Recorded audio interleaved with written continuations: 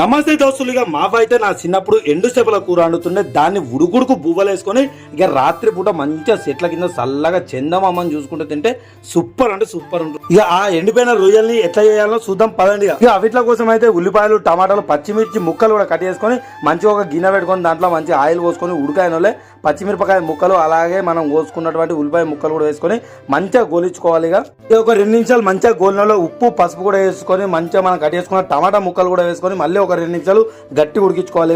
ఇక ఈ ఎండిపోయిన రొయ్యలను అయితే మా సైడ్ ఎండాకాలంలో ఎక్కువ తింటారు.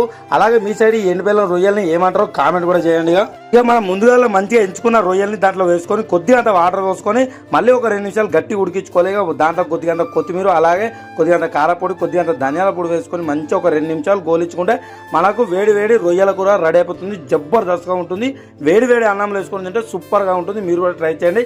మన వీడియో నచ్చినట్లయితే సబ్స్క్రైబ్ చేయండి, షేర్ చేయండి, లైక్ కూడా చేయండి.